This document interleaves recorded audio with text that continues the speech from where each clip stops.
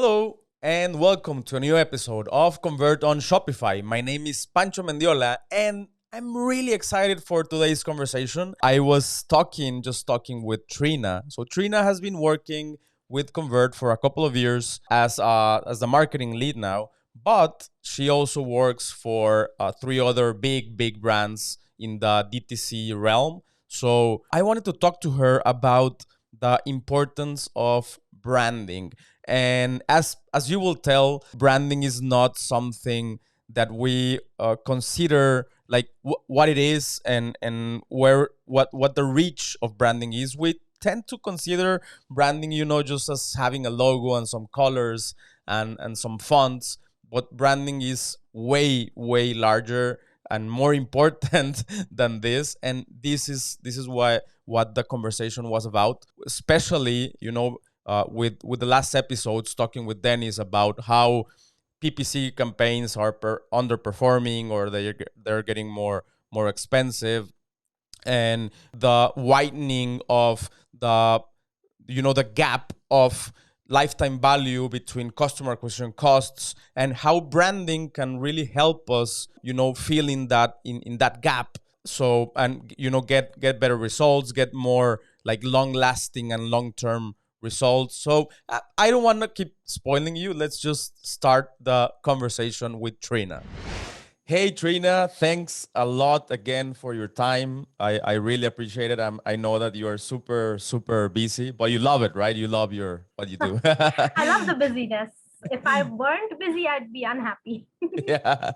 All right. So first of all, tell us a little bit about yourself. Like what do you Mhm. do on a daily basis, and also what is your background? How do you end up working with Convert? Tell us a little bit about that. Okay, so my background is pretty weird. I'm an engineer, so I graduated with electronics and telecommunication. But in my heart, I always had this special fondness for just writing. It was mostly fantasy slash fiction back then.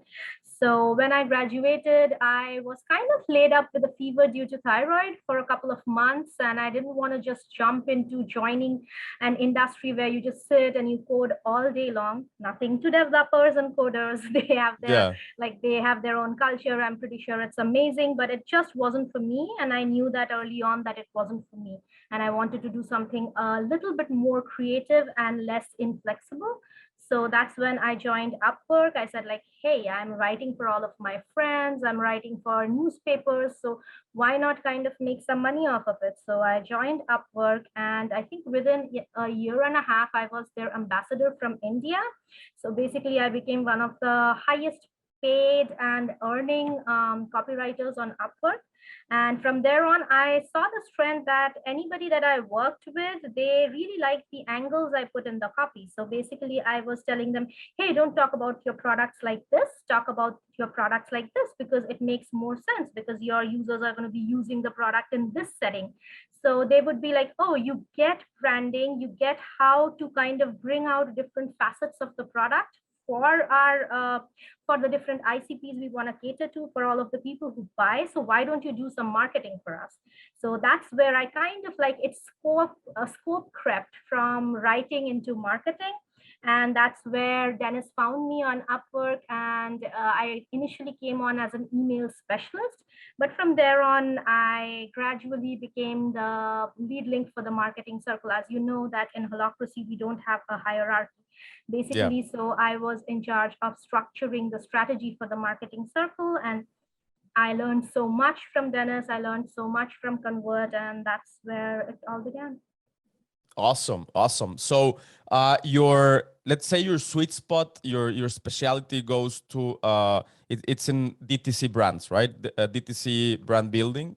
Would you say that? I would say brand building in both DTC as well as B2B, and anywhere where you have to connect the purpose of the product or the brand with the problem of the people who are using the product or the brand. I am very passionate about finding the why. Even with people, I do a lot of life coaching, and I kind of like to tell them that my purpose is to help you find your purpose. So that's the same sentiment that I bring to my work, which is basically if you understand why you created that product, Now, there might be multiple reasons why you created that product. It isn't always one thing. For example, I work with a client right now who's in the pro age beauty industry. And one of the mascaras that they have created, it is basically obviously for, why do you wear mascaras? It's for lash lengthening. But with that, one of the biggest things that he saw, like he wanted to solve for or had a solution for, was the fact that women over 50, when they use mascaras, which are basically chemical heavy or toxic, they start losing their lashes. So what he did is that he replaced the base of the mascara with a serum. So that's kind of like, it blew my mind when I heard that the first time. And they were just selling it as a very plain mascara, which gives you nice elongation and doesn't make your lashes fall. But what we did is we kind of dug into it and we came up with 7 to 8 things that the mascara legitimately does. We are not lying here. It is basically fulfilling or ticking all of these check boxes. But had we not done that research, had we not got into the why of the mascara brand or why it was created, we would have never understood that with that one product, we can cater to like 7 to 8 segments. So that is kind of where my passion for why and the bleeding neck problem of the buyer or the customer comes into play. All right. So, okay, when we think of e-commerce, we normally tend to think as just like selling stuff on the internet, right? And really, everybody or a lot of people I know, that's what they imagine, And I think one of the reasons is because marketplaces are dominating the e-commerce environment, and we think it's just about posting a product and it'll sell itself. But we know that this is way different, and it's especially different with brand building and what you're talking about. Can you define a little bit what brand building is for you? Yeah, for me, brand building is to kind of bring out your you-ness, your authenticity in a way which resonates with the problems of the people around you. So basically, it is, like I said, it is why you are in this space at all. That is your brand. Your brand is not your logo. Your brand is not even your USP. Your brand is why you are in this space. Why do you have that website? Why do you have that pink bow on your products? Why do you have this particular thing? Why are you, I don't know, like, why have you placed your pricing at the point that it is? All of these things are a part of your brand. It is the very reason why you exist, and it also gives you the blueprint of moving forward and moving ahead. Because if you don't understand how your brand is positioned in the market and how and what it is making other people feel, because you might think, oh, my brand is X, Y, and Z. But if people feel something and they think your brand is A, B, and C, that is what your brand is. It's about the perception of the people. So it is basically bringing your authenticity and your you-ness in a way that will resonate with the buyers, and that also is in alignment with where you eventually want to end up. For example, in case of Tesla, like if Tesla wanted to just be an ugly electric car, they would have been an ugly electric car.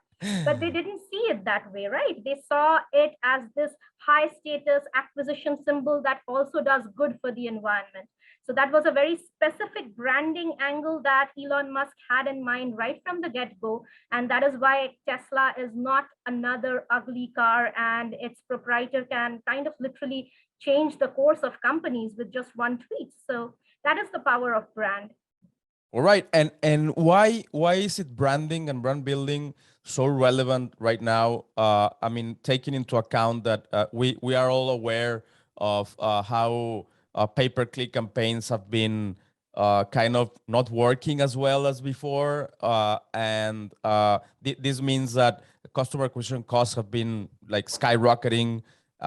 So why it's so relevant right now than before? I actually don't kind of like subscribe to that PPC thing, because right now costs are plummeting again because marketing budgets have been slashed, and especially in the B2B, paid ads are going to see record low CPCs again. So it's already started. The trend has already started. Sometimes it goes up, sometimes it goes down. Your brand is the cornerstone. It's your foundation. It's the touchstone. From your brand stems your messaging. From your brand stems your future, let's say your plan of action. Your brand is kind of at the back of your vision and your mission. So basically, your brand is your strategy. And anything other than that, SEO, PPC, even conversion rate optimization, may I dare say, these are all, even though experimentation is more of a strategy, CRO, all of these are tactical levers that you pull on top of your brand in order to make your company move forward. Everything stems from the brand. Your brand tells you what you are all about. Your brand tells you where you should be going, and your brand also tells you exactly how you should be communicating with the prospects. And like I said, there is a piece there. Unless and until they catch that message and they view you in the same way that you want them to view, if that doesn't happen, then you went wrong with your branding somewhere. But basically, the long and short of it is the fact that branding is at the core of your entire marketing and even your sales mix. All right. So what I'm getting is that we tend to think that branding is just, you know, the logo and the colors and the that is not fonts. even branding. Exactly. it, Yeah. it is perception. It is perception. Branding is your values and it is your fundamentals. All right. So let's say that branding is the actual soul of the project. That's a good way of saying it. And the pay-per-click campaigns will let you reach to a lot more people. So if you don't have a soul, then you're just reaching to a lot of people, but without a very powerful message.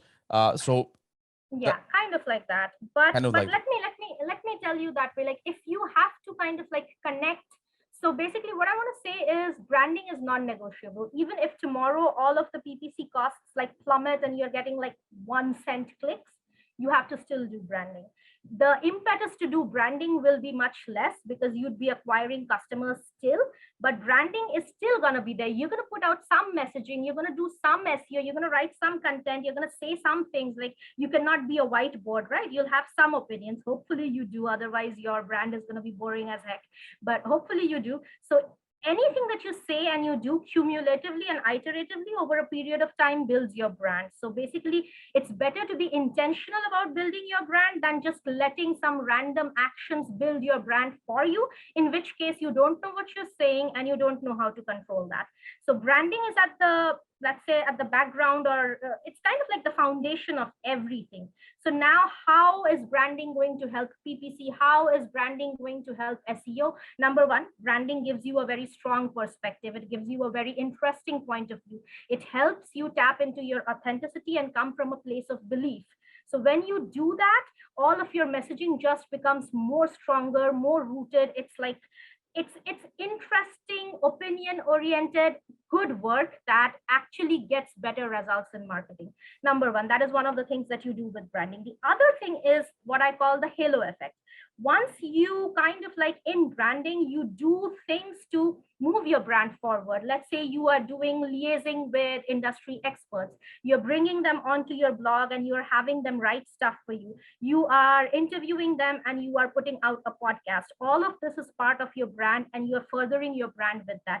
What happens is that this goes into something which in B2B parlance is referred to as demand generation.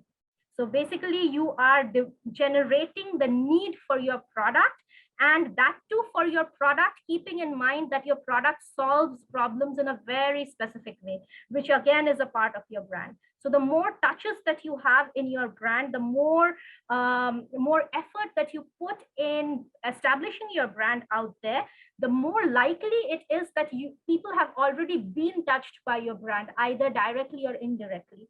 And that kind of improves their awareness, improves their intention. And even if they don't convert at the first touch point, maybe they see your PPC ad, then they hear their favorite influencer talking about it, then they kind of like see somebody else quoting the research that you put out, and that is how they kind of get automatically and in a sense hands off nurtured about what you do. all right. I think you mentioned something very, very important there, because we still believe that like sales funnels are working or are the same as they were 20 years ago, where they were just like a straight line from a starting point, the landing page, all the way to the checkout page in one single session. And right now, funnels are way more complex, like you That said. is not buying, that is literally kidnapping. Yeah, exactly. So right now, someone discovers maybe your brand with a pay-per-click ad, but then and they get to a landing page or your homepage. They read some stuff, maybe they hang there for 1 minute, and then they get out, and then they see you in YouTube, maybe with reviews or Right. with an influencer. And so the funnel is just it's way more complex. And as brands, we need to realize that and make sure that we have those touch points, right? So that's part of branding as Absolutely. well. That's And absolutely a part of branding. That's the part of propagating your brand. So you do the work, you do the research, you do the why, you find out, like you go through the purpose test and everything, you find out who you are, and then you propagate your brand accordingly. It becomes easy. Actually, to be very honest, I'm going to air a very controversial opinion. Marketing is not hard. It is finding what's working and then reiteratively and iteratively improving that is hard, because you need to understand, you most of the attribution software that we have is really broken. It is mostly telling you where demand is being captured, not where demand is being generated. So that is why it gets a little difficult to understand what is working and how to optimize that. But the core of branding is pretty easy. Just entertain and educate, and that's what the best branders out there or the marketers out there do. They entertain and they educate, but then they have a sophisticated setup to understand how that flywheel is working for them. awesome. I love that. I love that phrase. So to sum it up, branding is to generate demand. Marketing is to measure that demand that is already generated and Yes, a trying part to of scale marketing it. is to do Of that. course, of Yes. course. Yes. All right. And okay, so let's say that you sold me on it. Okay, I have to pay attention on branding. I thought that branding was only doing pay-per-click campaigns and having a website with my logo and my colors on it. How can I start? Okay, so one thing I would like to say is Pancho without branding is a podcaster. Pancho with branding is an expert. So that is the kind of difference that happens between, just doing something randomly and doing something with your brand in mind. Now that's a very good question. Where do you start? You start by asking, if you are a brand new, fresh, starting from scratch company, there are lots of great books out there in order to help you do that. I don't read many books. I kind of really love just throwing myself in the fray and learning from it. And the learning that most of the learning that I get is basically from LinkedIn. So I would say, basically, if you want to understand, if you are a brand new brand and you want to understand where you want to get started, go and follow Pep on LinkedIn. He is amazing. He's basically for B2B messaging, but many of the fundamentals are evergreen. Like, definitely, he doesn't do jargon. He really gets to the point. He has these short messages and he's amazing. So basically, go and check him out, get an idea of what a brand is actually about. Then start with your purpose, your vision, and your mission. That is basically where your purpose is. Why am I doing this? Because if, for example, in case of let's say in case of Patagonia, they have this kind of a very strong why there, right? They have a strong purpose. They do sell those clothes. They do all of that. They have the retail side of it. But what they are doing is they are trying to make the world a better place. That is their purpose and their why. So they are very clear on it. You also need to get clear on why you are trying to do this. It cannot be just to make money. The money is going to come, but there has to be a bigger cause. There has to be a reason there. And that is also, you will see that in some of the best branding methodologies and frameworks out there, like for example, the story brand framework, you will see that there is a definite distinct, like there is an outer villain and then there is an inner calling. So that inner calling has to be done. So you have to understand what your purpose is. Then you need to understand your vision and your mission. Your mission is, how are you going to live that purpose? What are you going to do? For example, I'll take Convert's example here. Basically, our purpose is to make great experiences for now and future generations, right? So basically, we are talking about this esoteric sort of a purpose. That is the higher level purpose. But our mission is actually to live that purpose by creating this privacy focused, this really robust A/B testing tool. And then you have your vision. And in that vision, you kind of like see where you are headed in on a 5-year sort of a time scale. So basically, I am here, I know why I exist, I know what I need to do in order to make my existence a success. Now, where am I going to go? This is where your marketing plan and your go to market and everything else lines up and it comes into play. So start with those three things. Look at Pep, see what he's saying, study some of the best brands that you have out there. That's kind of like step 3. Your favorite brands, they don't need to be in the same space as you. Then after you have all of this information in place, try and think about how are you going to position your brand. Like, who are you against? Like, are you against these competitors who are probably like very let's say they are no brainers for your particular product? Are you against them, or are you against people who are stragglers and who don't want to change the status quo? So your positioning is something that is very tricky. It's not exactly, oh, like Convert is against Optimizely. It's not something like that. There are other what we say kind of like hidden alternatives and hidden competitors as well, which don't come to the forefront. So understand your positioning in that sense, both for B2B as well as for DTC. It's a little bit easier. And if you already have some people who are consuming your content, subscribing to your brand, in that case, start with them. Your people, oh my God, this is the biggest cheat solution ever. Review mine, talk to them, like just even you can absolutely steal the words right out of their mouth, and that's okay. That resonates even more. I can say that because I've run many tests on that in terms of copy testing. And if you steal the words right from their mouth, it's going to resonate a lot better. You'll be doing yourself a great favor. And in that case, even the founder can write the copy in that sense, if they obviously have some copy sense. All right. So to sum it up, first of all, we need to like look within and figure out why we're doing it, and stating that, and be very clear in stating that. Then we have to do some research, right? We have to do some benchmarks. We need to figure out who's doing, like what's our competitors are doing, and like you said, maybe our competitors are other brands. Maybe our competitors are maybe a pain that a customer or a potential customer has, and we need to understand that super clear. And then we need to find a way to express that, and an easy way to express that is through an expert, right? So someone that already like walks the walk, not only talks the talk. But we need to grab some words and use them in our copy. So is that a good summary? More or less, yeah. That's more or less a good summary.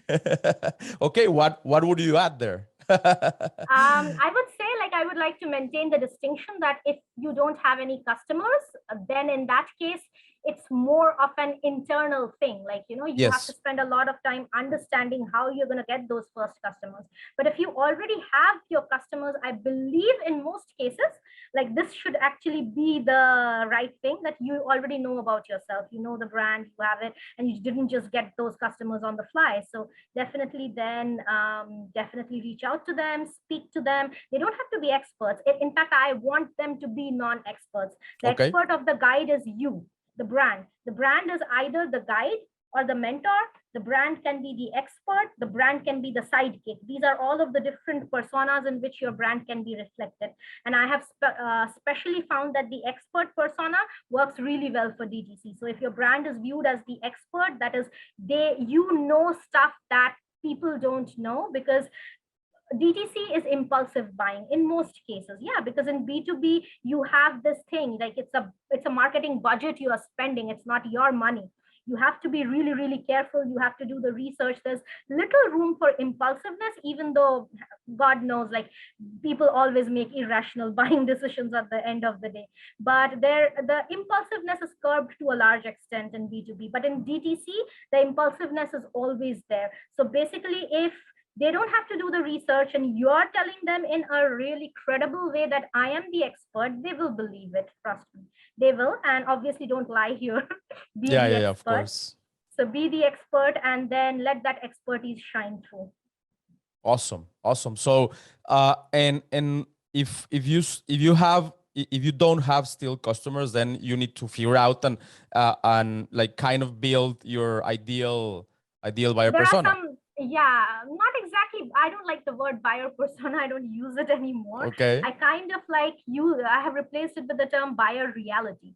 So basically, what are your buyers doing right now? So go to YouTube, check out the influencer who's the biggest in your field, look at those comments. You'll find like dozens of insights there. That's your buyer's reality. That's their ranting, that's their pain points. Look at that. Look at the again, like competitors, I use the word very loosely. Look at the reviews of your competitors. If you don't have any, then do a basic review mining process. But keep in mind that all of this is in the context of either that particular influencer you're following or the particular alternative that you're looking at or the competitor you're looking at. But a long story short, you'll get some good insights from there, and then you can kind of marry that with your why, your vision, and your mission, and you got a solid place to start. Awesome. Awesome. That was super helpful, and thank you very much for sharing all this information that you have gathered through through the years and sum it up as best as you could. So Trina, again, I really appreciate your time. Thank you very much for all of this and for sharing. And Thank I you for hopefully, inviting me. yeah, hopefully I will see you shortly in another episode. Absolutely. Thank you so much, Pancho. Thank you very much. Well, there you have it. I think this is one of the episodes where we will be able to get more like quotes and small clips. But man, they have a punch of information. So again, thanks Trina for all of these golden, let's say golden nuggets. I'm really excited about the next conversations we're having. Actually, in the next episode with Trina, we're talking about how to become. She mentioned that as brands, we need to become the experts to our potential buyers or potential users, and we're going to talk about that. How we can become an expert in their eyes, in their perception, and some tips and tricks to do it. So stay tuned. Don't forget to subscribe. And if you think this information is valuable for other people, help us share it. And don't forget us also that if you go to Convert.com, we have a very large blog and resource base with videos, with webinars, with articles, with everything you need to know to dig super deep into the conversion rate optimization world. If you want to move faster than we're doing in this podcast, you can just head to Convert.com and you'll find, believe me, tons of resources there. So thank you again for keep tuning this podcast, and I'm gonna see you in the next one. Bye bye.